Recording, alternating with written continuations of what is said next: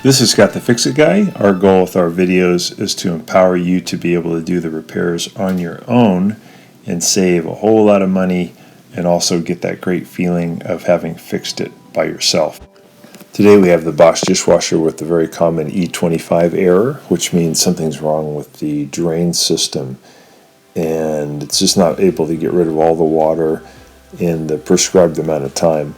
So usually there's something caught in the air gap up near the kitchen sink, or sometimes there's something wrong with this little part underneath the filter where the drain impeller is. I'm going to remove the upper basket here too to give me more room to work. I already checked the air gap up near the kitchen sink and that looked good. So I'm checking now down in the sump area and use my flashlight to get a better look, and you can see the impeller cover here seems a little loose. It just seemed like this white piece of plastic just came off so easily. I'm reaching in with my index finger and I can feel that the impeller, the little propeller thing, is spinning really easily. There's nothing keeping it from moving. It's just no resistance at all. So I know that there's nothing caught in there. My suspicion is that this white plastic thing that I just pulled out, the impeller cover, was loose. And as the impeller was spinning, it wasn't able to create enough pressure to push the water out. So I think I just have to tighten it up. I'm going to do a little experiment here. I'm going to ask it to drain right now. I got the impeller housing off. I'm going to just listen. And I can hear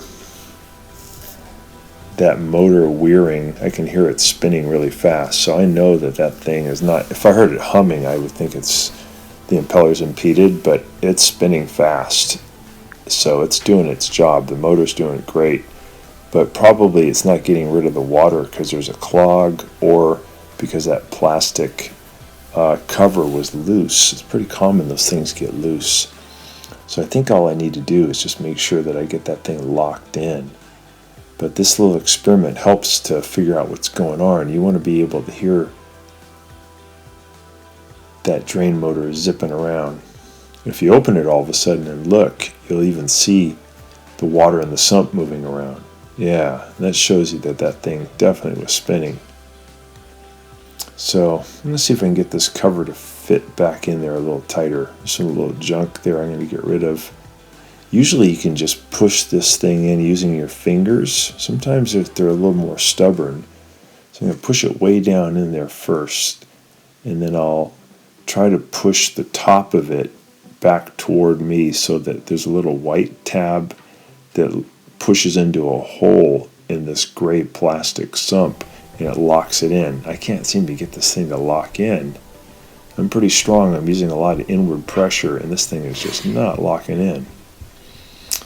So I think what I'll do is use some needle nose pliers to give me more leverage. So I'm going to grab this upper part of this thing and really push it in toward the front of the dishwasher, toward me. I just felt it click, so it locked in. That's what it was. It had just slipped out. So I'll put it back together and test it and make sure that that was the cause. And before I do it, I can do a little cleaning here too. Make sure that everything is going to work correctly. If your dishwasher gets too dirty, if you have a lot of food particles get caught in the system, then it's good to clean it up. I'm just testing it here now, and I can hear that drain is functional again. So that's all it was, is that little piece of plastic had just worked itself loose, maybe through vibration. Just picking a cycle now.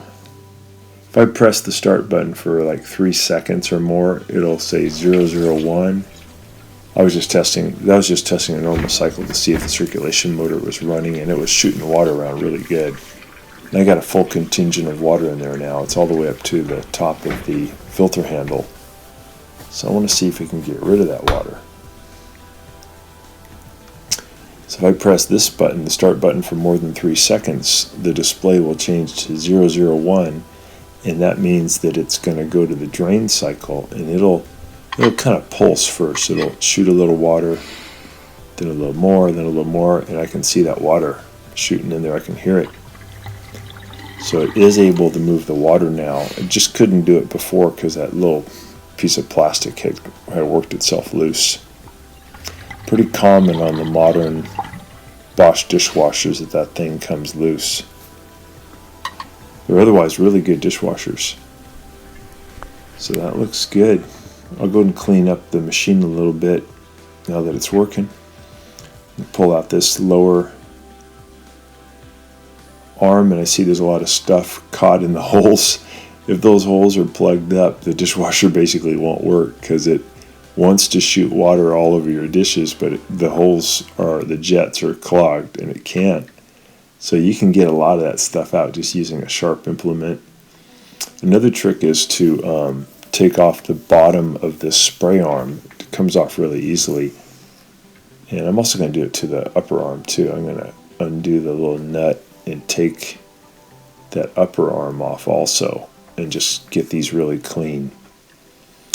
I like to get them underneath the sink and run water through the arm, and then as I tilt it back and forth, some of the garbage that's in there will just come out, and you have to sometimes tap it down to get that stuff loose. If you really rinse your dishes pretty good before you put them in, you won't get the stuff caught in the spray arms. But if you put in the dishes with a lot of food stuck on them, it will definitely clog up the spray arms, which is okay. It just means you have to clean them like this every now and then. Seems like the filter would prevent that, but somehow things sneak past the filter. So I'm just putting water in there, and then I'll turn it upside down and just run it back and forth, and then gravity will get it out of there. Sometimes tapping it down, though, will help to work the stuff loose. I'm just going to put the little bottom piece back on, clip it back on nice and tight. And I'll put that lower spray arm back in. Spins good. The upper spray arm will do the same procedure. We'll just try to pull out as much junk as we can, and then we'll use things that won't come out. We'll push them back inside the arm, and then we'll use water to go back and forth to carry out the debris. I've seen a lot of people who say all of a sudden their dishwasher's not working well, and they try different soaps and it still doesn't work. But the fact is that just mechanically the water can't get out and do its job because the spray arms are clogged. So this is a really quick and easy way to get your dishwasher working a lot better.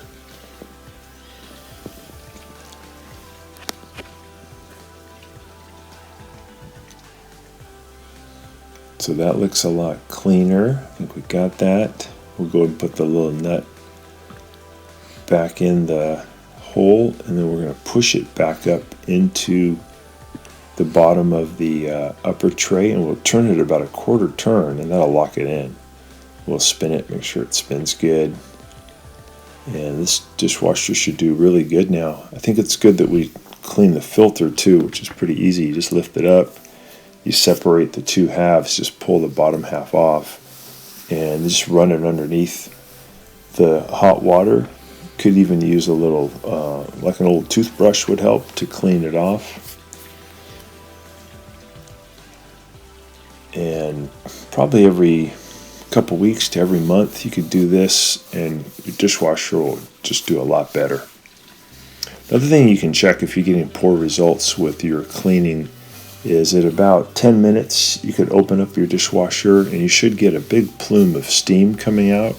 If you don't, there might be something wrong with the heating system, and the dishwashers really need to get hot, about 140 to 160 degrees Fahrenheit. So the heating system has to work. So I'm going to lock that back in, and this dishwasher is in good shape.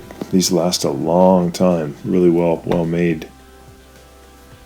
And we were just having a trouble with that one piece of plastic that had worked itself loose. This is the first time I've ever had to use pliers to really lock it in. Usually you can just use your fingers, but it did work. So I hope this gets your BOSCH going too, and please subscribe when you get a chance, and we'll send you some more repair videos for your BOSCH. and please give us a thumbs up too. Thanks so much for watching.